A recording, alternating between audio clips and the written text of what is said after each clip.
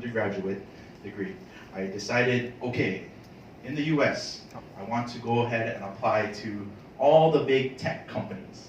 I said to myself, I want to go to Google. I want to go work at Google.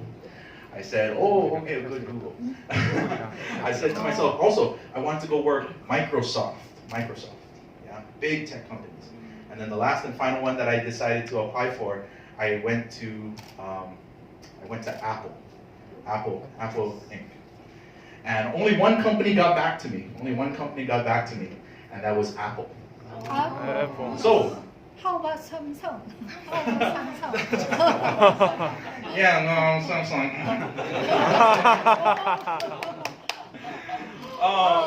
Anyways, so I was working at Apple for 3 years. 3 years I was working at Apple. I was located in Santa Clara in California, and so I was working there for about 3 years. But then one day, I decided to myself, I don't want to do this anymore. I was in a very bright colored room. Believe it or not, Apple is very bright. Yeah, they're very casual. And I was in a very bright colored room, and I was working on some code, and I was on a team. And I remember staring at all these colors on the wall, and I said, I do not want to do this anymore. Spending about 16 hours a day coding was not for me. I wanted to be out. I wanted to be with people, and not just staring at my computer screen all day. So I went back home. I went back home to Hilo, and I remember calling Apple, and I said, I'm going to put in my 2 weeks. All right, I want to put in my 2 weeks. I want to eventually leave. Please give me a good letter of recommendation. Anyways, I remember talking to one of my classmates back in high school, and they said, oh, we need a teacher. And I said, oh, okay, well, what kind of teacher is this? He goes, and he tells me, business. Business, yeah, I know, right? And I said, I know absolutely nothing about business. Nothing at all. I know coding, I know languages, programming languages, C++, Java, I know all that kind of stuff, Objective-C, but I knew nothing about business. But then, I said, you know what? Sign me up. I want to be a teacher. And the thing about this part was that I had previous experience teaching students at the high school level. Before I went to work at Apple, I was a coach. I coached judo and I coached wrestling. Yeah, I coached judo and I coached wrestling at the high school level. And I absolutely loved it. I loved it.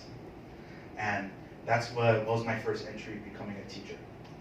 And so my personality, I don't know, maybe my my Korean partner over there, I think he can see the dynamic that I have with my students, and it's a very casual way of approach, and which brings to me with the different types of teaching strategies that I use. Now, first off, I had no idea, no clue of the different types of methods and teaching strategies before I became a teacher. There's a whole bunch of it. There's Bloom's models, there's depth of knowledge models and whatnot. And I didn't know any of that. How do I test the students without being over them? So the way that I teach my students is I use this very particular model of strategy. I'm not too sure if anybody is familiar with this, but I use problem-based learning. And so problem-based learning that I use with my students is I'm not the teacher in the class. With the internet and whatnot, we have so much information, so much knowledge that is just readily available online. There are some students that probably know more than me when I was in school. There are students that are very intelligent, because they have access to all this information that they can just type into Google, type into Naver, and they can just go ahead and receive all this information. Granted, there's probably a couple students on our Korean team right now who knows more coding than I ever will. So inside the classroom, I consider myself not the teacher, but I consider myself a facilitator. I guide the students into solving a particular problem. And so, which brings me to a story. I love telling stories. I love telling stories. The reason for it is because in Hawaii, a lot of our culture is passed down through chants and through dance. And so, storytelling is essential for teaching, very essential to teaching.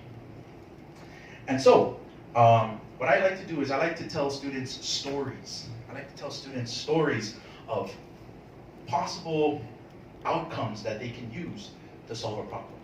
And I'll tell you guys one story.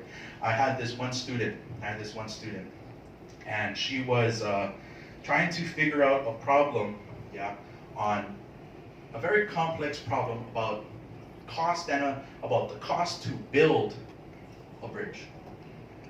Because it takes more than just putting sticks and models together in order to create a bridge. There's some things that in the real world, some things that students don't particularly understand. For example, the cost of material. How much is the cost? We have a project right now currently going on in Honolulu, Hawaii, the rail and whatnot. And some of the students, they say, oh yeah, we have the rail getting built, but they don't understand the process that it takes in order to get that rail built. There has to be a contract. There needs to be different companies to submit bids and whatnot. And so what I do is I give the students a problem, something very simple. I say, build me a bridge. Build me a bridge. I want to get from point A to point B. And so what the students was, okay, I'll go ahead and build your bridge. It's going to be the most strongest bridge ever. But then I said, okay, you know what? I'm going to have to put a little bit of rules here. And I say, the bridge needs to be this long. It needs to be this long. And I say, okay, all right, I can build a bridge that long. And then she, back to the student, she goes, I can build a bridge that long. And I said, okay. And I said, but I want you to build it completely out of straws, drinking straws. And I want you to build me a model based on top of that. And so she goes, drinking straws? I said, yeah. She goes, why would I drive on a bridge made out of drinking straws? And I said to myself, well, that's for you to find out. And so she took that problem, she did all the research on her own. What is the tensile strength of McDonald's drinking straws? And so she then decided to construct a bridge completely made out of McDonald's drinking straw, theoretically. And then she went ahead, wrote a proposal, and she said, this is what it's going to take to build this bridge. I said, oh, very good, very excellent, you made a bridge. And then she goes, oh, I also found out the cost. And I said, oh, okay, well, how much it's going to cost? She gave me a number, I'm not too sure if I even remember. And I was like, very good, very good. And she goes, what have you learned? I said, well, what have you learned throughout this process? And she said, I learned that it takes more than just putting materials together. She learned much more and more real life situation based on the process of what she learned. And so my teaching strategy again, problem-based learning, problem-based assessments. I'm not standing in front of a class lecturing to the students, this is this. I give them a problem. I give them a real world problem. And I like to put a little twist on it every once in a while. But overall, what they do is they have access to all of this research, all these resources, and I just guide them. Now, we have this term in Hawaii, and we call it kolohe. Kolohe. Troublemaker. Wateso. Kolohe. And some of the students, believe it or not, even in Hawaii, everywhere. I was speaking with Mr. Cho, And he said that, oh yeah, he has students too, also, don't want to study or don't want to listen and that kind of thing. They don't want to be in school, they don't want to learn. And then I said, well yeah, even back in Hawaii, they call him kolohe. Oh, this kid, he's some kolohe. Troublemaker. And what do I do in order to help them, promote them to learn? Because how am I supposed to teach a student if they don't want to learn? Right? So what I do is, they're still given a problem, but they look at the problem, they're like, I don't want to do this. I don't want to do this. And I said, okay, well, what do you want to do? They said, nothing. I don't want to do nothing. And I said, okay, all right. Well, how about this? What do you take interest with? And one of the students says, oh, I like to skateboard. Skateboard. And I said, oh, okay, all right. And then so he says, I like to skateboard. And then I told him, all right, okay, how about this?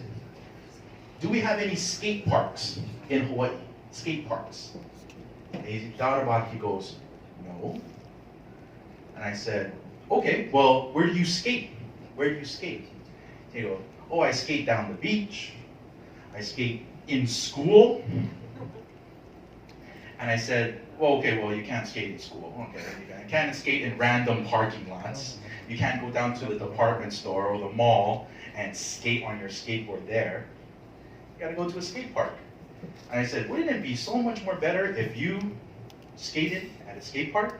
He said, oh, yes. And I said, okay, well, what kinds of things would you have in your skate park? And then he thought to himself and he says, oh, I'd have a half pipe.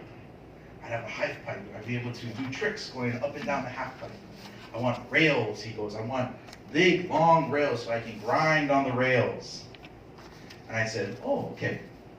And I said, well, how about this? I want you to design me your skate park. Design, yeah. Oh, one of the classes I do teach is design technology, by the way. And I said, why don't you design me your skate park? Design for me your skate park. And he says, oh, okay. So he jumps on not a computer, pencil and paper. Pencil and paper. And I said, oh, how come you don't want to use a computer? We have CAD, computer-aided drawings. Yeah, you can do it. He goes, oh, I don't know. I don't know how to do it. And I said, okay, fine, that's all right. Go ahead. Draw it on paper and pencil. Draw me your skate park. He jumps on top of he jumps in his seat, pencil and paper, draws out his skate park. And it's very, very intricate because he's a skater. And I said, and I'm looking at him, by the way, I do not know how to skateboard. Yeah, I have very horrible balance. So, believe it or not, I fall off the skateboard immediately. So I'm looking at this, I'm like, oh my goodness, this is amazing.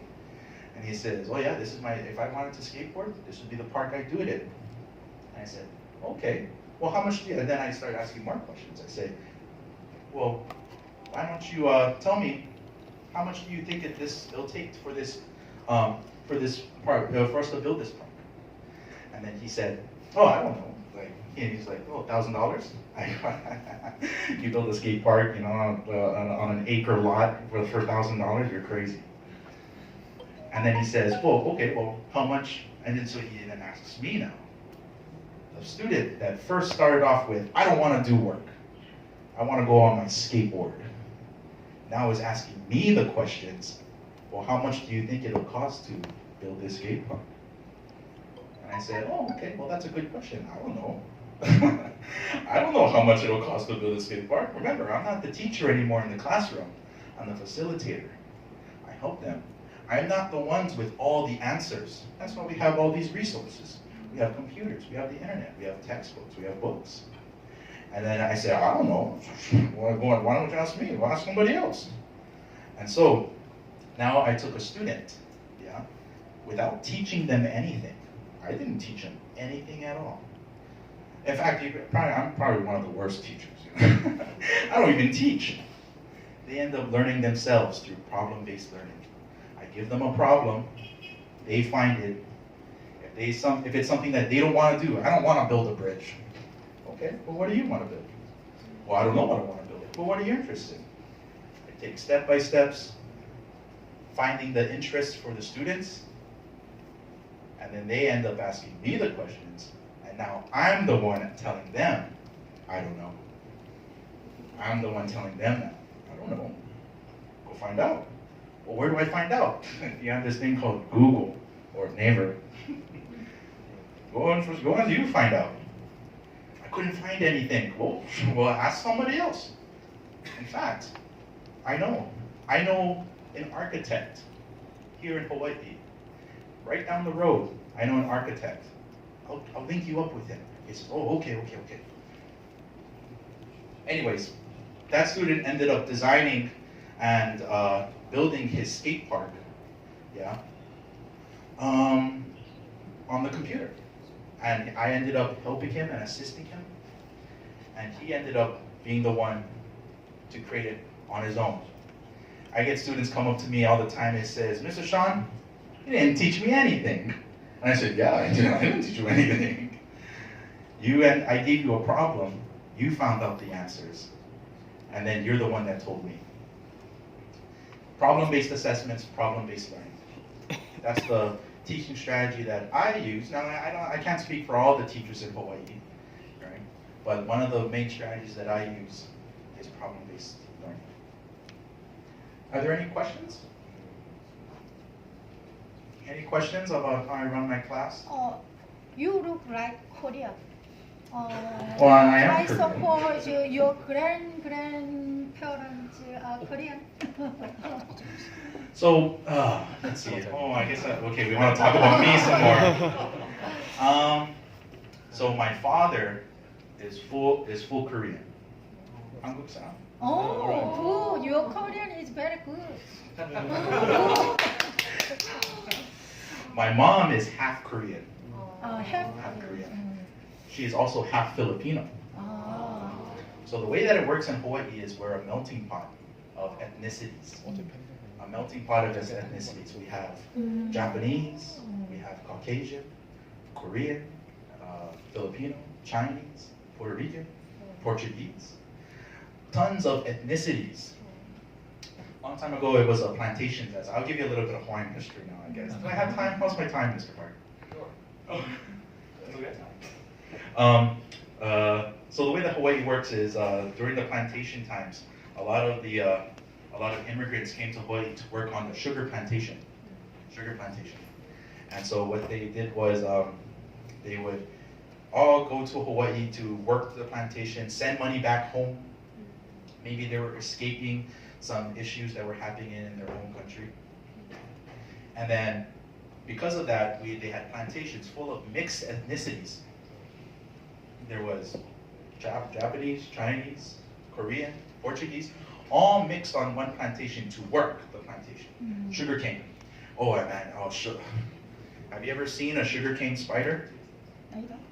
Spider? Sugarcane spider?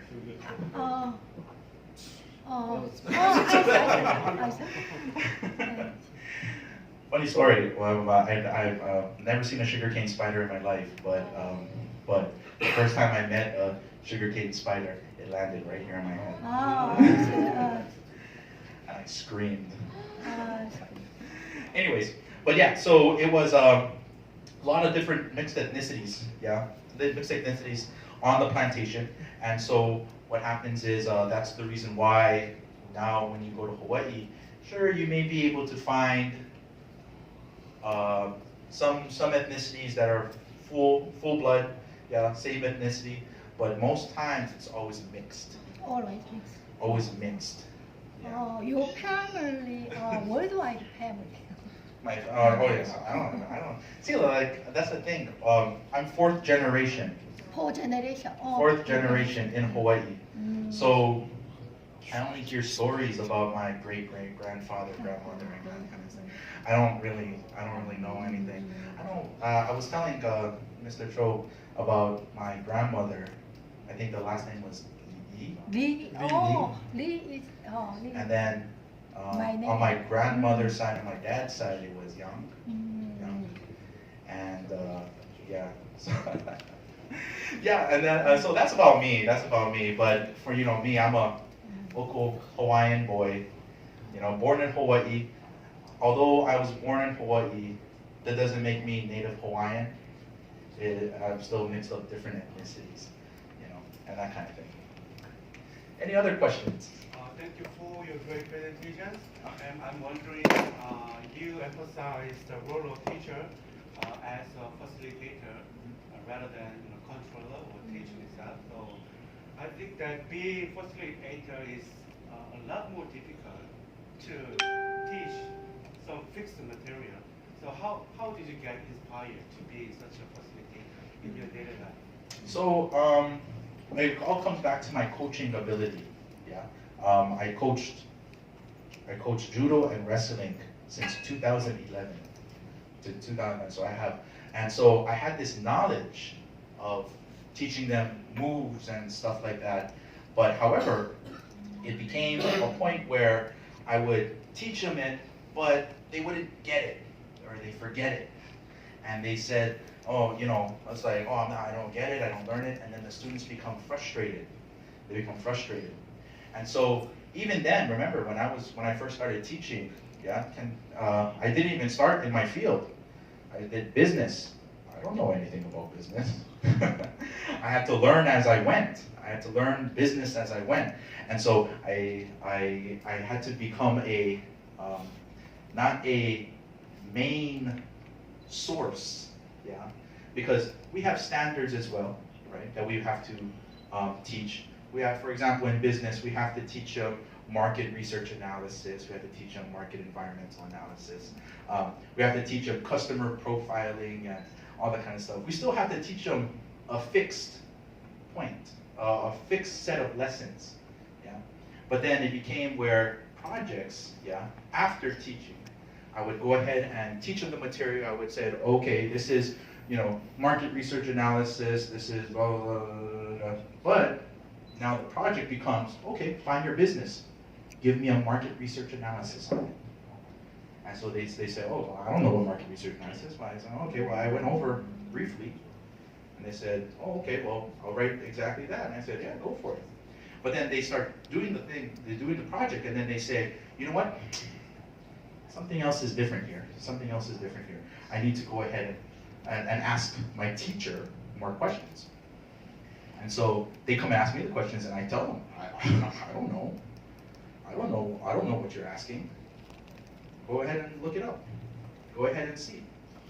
So, although yes, as a facilitator, as a teacher first, but as a facilitator, I have some knowledge, but I do not want to. I don't present myself as the beacon of all knowledge, because there are some students where if they find out that you are the higher up and the beacon of knowledge, and they find one small thing that you don't know, you lose their respect.